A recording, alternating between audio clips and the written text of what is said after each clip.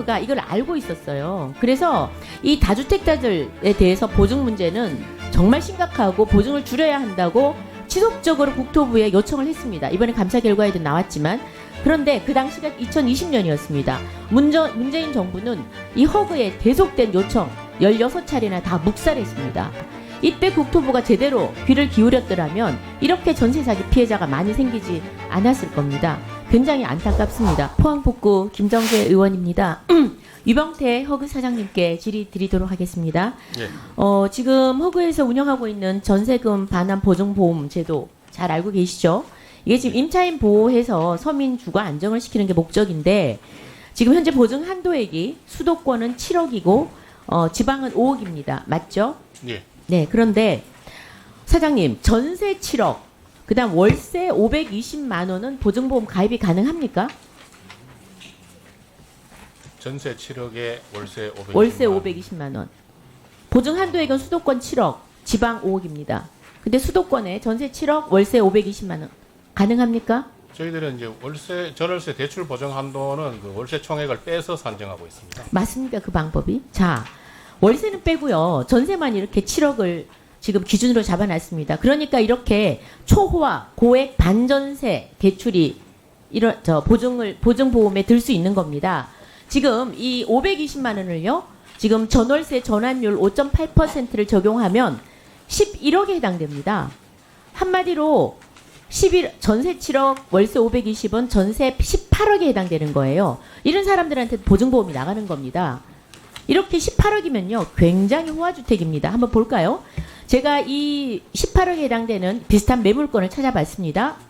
찾아보니까 이렇게 지금 PPT에서 보는 것처럼 파란 점이 찍힌 곳입니다. 대한민국의 부의 상징으로 여겨지는 한남동 유엔빌리지입니다.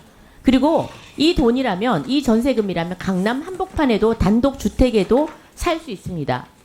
자, 해서 이렇게 전월세 전환율을 적용을 하지 않고 전세 7억으로만 해놓으니까 월세 520, 월세 300 이런 식의 그 고액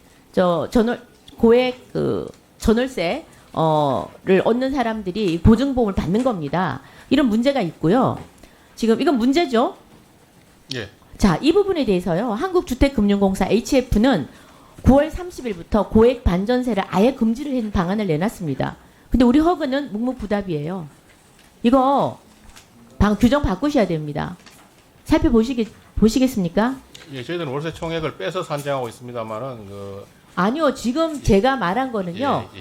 월세를 지금 빼서 하고 있잖아요. 이걸 넣어서 같이 해야 된다는 거예요. 네네. 그게 전월세 맞는 전환율로 거죠. 해서 전세 가격 네. 합산하는 방법도 검토를 진작에 해보겠습니다. 했어야죠. 이러니까 재정 악화가 되는 겁니다. 진작에 했어야죠. 그다음 두 번째, 이렇게 전세 전환율 5.8%를 대입해서 지금 허그에서 이미 발급한 보증보험을요. 저희가 쭉 분석을 해봤습니다. 그래서 전월세 전환율 5.8% 대입해서 임차 보증금을 다시 한번 재산정해 보니까요.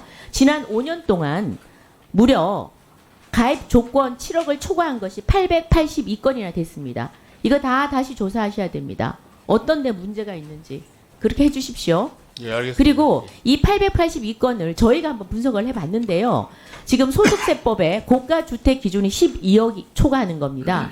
그런데 이 882건 중에 86%가 12억 원을 초과하고 있습니다.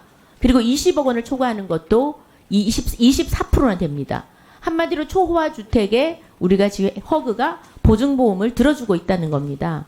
말이 안 되죠. 예. 그래서 고액 그 반전세 경우에는 이 월세는 지금 말씀하신 대로 지금 다시 전월세 전환율을 적용해서 보증금을 재산정해서 7억 원을 초과하는 것에 대해서는 이제는 보증 가입을 절대로 해줘서는 안 된다는 것이 본의원의 제안입니다. 그렇게 해주십시오. 예, 제도 개선을 검토해 보겠습니다. 네네. 자, 그다음 오늘 두 번째입니다. 오늘 허그의 재정 악화 원인에 대해서 여러 의원님들께서 질의를 해주셨는데요. 저는 이 원인에 대해서 이미 어느 정도는 알고 계실 겁니다. 두 가지 특별히 좀 지적을 하겠습니다. 첫 번째는 다주택자입니다. 주로 그 갭 투자를 하시는 다주택자들이고요. 이분들한테 지금 무분별하게 임대 보증을 지금 해주고 있습니다. 그래서 이 사람들 사고 뻥 터지면 변제해줘요. 그런데 이제 회수 안 돼요. 회수율이 지금 엄청 떨어졌습니다. 그 조금 이따 보여드릴게요. 그러니 당연히 경영 악화가 될 수밖에 없는 거죠. PPT 보시겠습니다. 보시면 지난 5년 동안 다주택자에게 전세 보증금 반환을 변제를 했었습니다. 저희가. 그리고 회수를 해야 되겠죠. 그래서 변제액을 보면 21년, 22년, 23년 보면 380억, 3천억, 그다음 5천억, 그다음 1조 5천억 정도 됩니다. 2배, 3배씩 급증을 하고 있습니다. 이에 반해서 회수율은 급감을 하고 있습니다. 21년에 74%, 22년에 57%, 23년에 뚝 떨어져서 29%입니다. 한마디로 많이 변제해주고 돈을 받지는 못한다는 거죠. 당연히 경영 악화될 수밖에 없겠죠. 이 부분에 대해서 다주택자들, 특히 제가 5건 이상 집, 5건 이상만 지금 얘기한 겁니다. 2채, 3채, 4채, 5채인데 제가 빨간색 쳐둔 거는 5채 이상을 얘기하는데요. 이 사람들이 주범입니다. 돈 안 회수가 안 돼요. 이 사람들 특별 관리해야 됩니다. 그 다음에 두 번째 원인.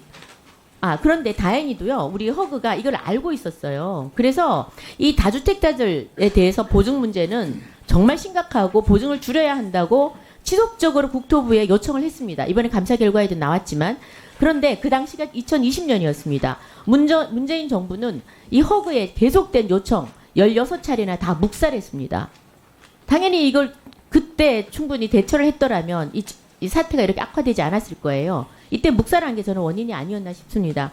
두 번째입니다. 두 번째는 이런 여러 그 주택들 유형이 있는데요. 뭐 아파트도 있고 연립주택도 있고 다세대 주택도 있는데, 특히나 무분별하게 보증 지급이 나간 것이 다세대 주택, 연립주택입니다. 이 표를 보시겠습니다. 표를 보시면은 이 부분에 대해서 특별히 보증을 많이 했는데요. 보면은 이때가 임대차 3법이 2020년에 통과가 됐고요. 2년이 지난 이 사람 아파트가 급증을 하니까 어디로 갔느냐? 다 아시다시피 연립과 다세대로 서민들이 밀려 나갔습니다. 그러니까 또다시 갭 투기에 피해를 당하는 보증사고가 막 일어난 겁니다. 이때도 허그는 연립과 다세대 주택 신축 매입하는 데가 문제가 있다. 그래서 다주택 임대인에 대한 제한이 필요하다라고 국토부에 문제 제기를 했습니다만, 국토부는 이를 모두 다 묵살했습니다. 이와 관련해서 6번의 보고를 했습니다만 모두 다 묵살했습니다.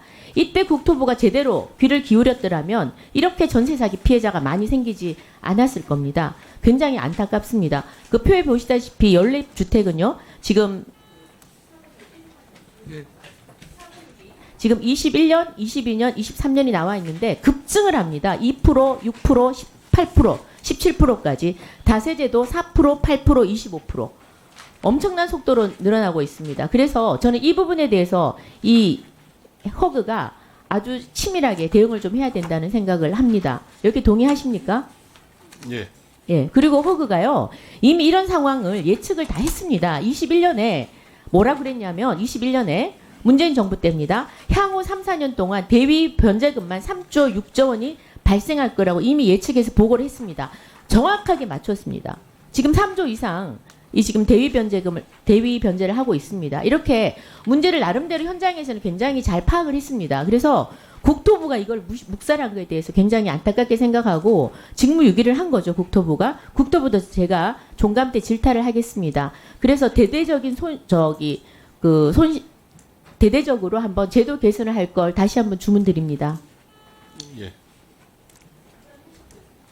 예, 저희들이 통계를 내보니까 23년도 기준으로 이제 전세 반환 보정 사고 중에서 담보인증 비율 90%, 100% 그 구간에서 발생한 전세 보정 사고가 약 한 77%로 파악이 됐습니다.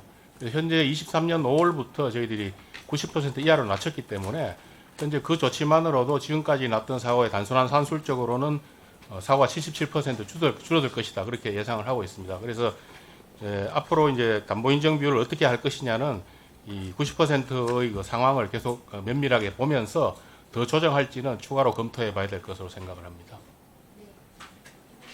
예, 수고하셨습니다.